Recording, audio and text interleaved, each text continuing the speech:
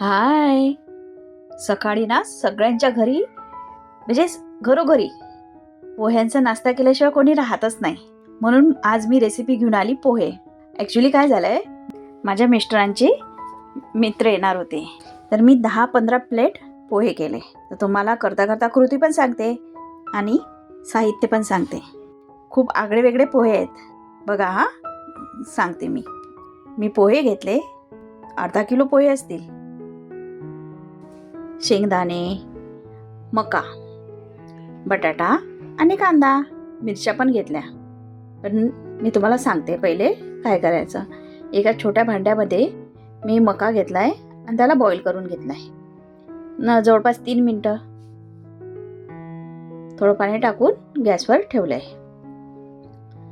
आता इकडे त्याच्यामध्ये काहीच टाकायचं नाही, फक्त तसंच गॅसवर ठेवायचं आणि 3 मिनिटांनी मका होऊन येईल आपला.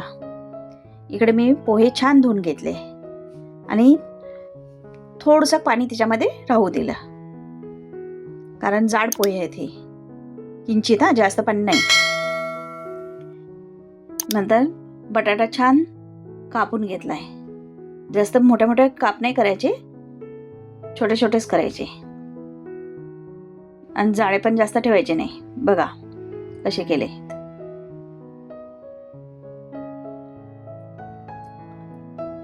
कांदा पण मी स्लाइस मध्येच कापलाय, जास्त जाड पण नाही ठेवलाय आणि बारीक पण नाही.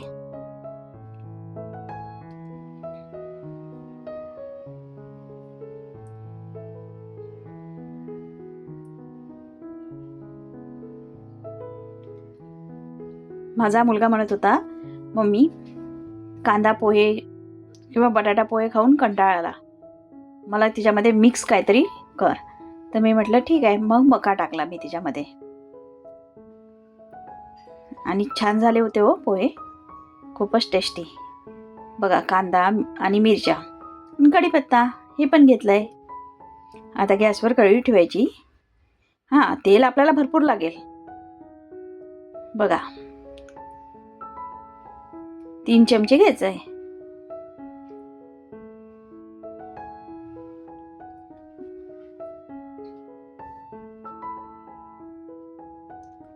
आणि मला जिरं नाही आवडत पोह्यांमध्ये, मी फक्त मोहरी टाकते.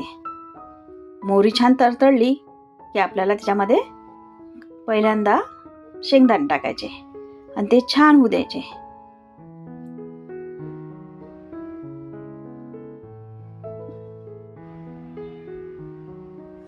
बघा शेंगदाणे असे फुटतात, तडतड आवाज आला की मग आपल्याला त्याच्यामध्ये बटाटा टाकायचा.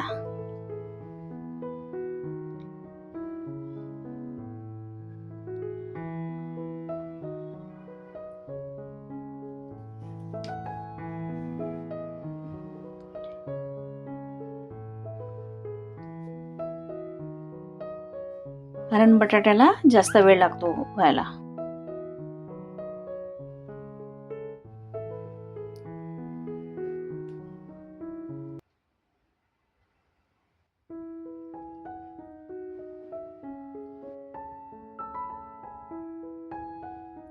आमच्या इकडे मुलगी बघायला जातात ना, तेव्हा म्हणतात कांद्या पोह्यांचा कार्यक्रम आहे का. याच्यामध्ये थोडं मीठ टाकूयात आपण बटाट्यामध्ये, कारण बटाट्याला मीठ आतमध्ये गेलं की छान लागते.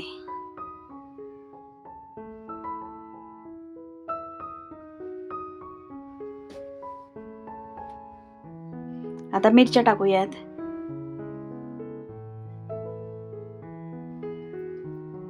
मिरच्या थोड्या होत आल्या की आपल्याला कांदा टाकायचा आहे.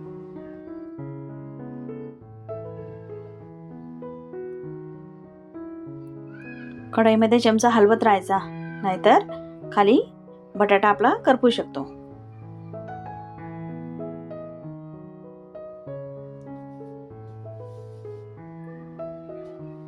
आता जे मीठ टाकलेलं आहे ना, त्याने कांदा पण लवकर होऊन येतो.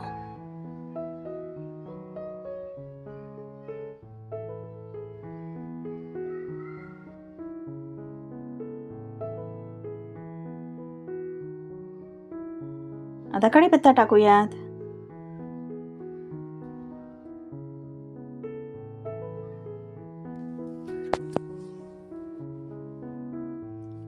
मी आहे ना पोह्यांमध्ये मीठ मिक्स केलं आहे, कारण जास्त पोहे आहेत ना, तर मग आपण असं करून घेतलं तर सगळ्या पोह्यांना मीठ जाते, नाहीतर कढईमध्ये कुठे लागते कुठे लागत नाही. बघा, छान मिक्स करून घ्यायचं. नंतर इकडे कढईमध्ये चमचा फिरवत राहायचा. आता याच्यामध्ये हळद टाकूयात.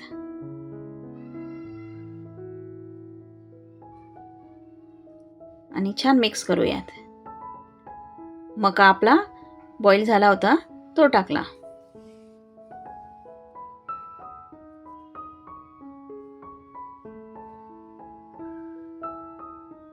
मक्याचे दाणे जेव्हा पोह्यांसोबत दाताखाली येतात ना, तेव्हा खूपच म्हणजे टेस्ट भन्नाट लागते ना. तुम्ही एकदा करून बघा, मग खाऊन बघून मला नक्की सांगा. आता थोडे थोडे पोहे टाकायचे आणि हलवत राहायचं, म्हणजे चांगलं मिक्स होणार.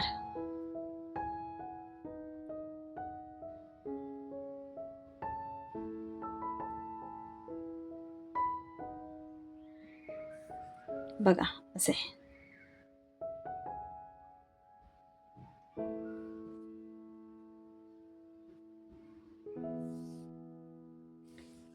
आणि याला छान होऊ द्यायचं.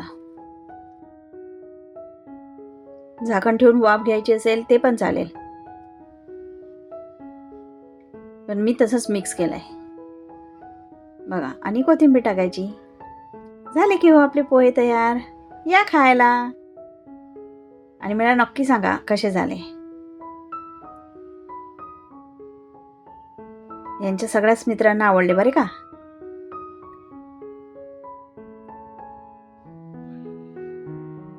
बघा, लाईक करा, शेअर करा, कमेंट करा आणि सबस्क्राईब करायला विसरू नका बरं का.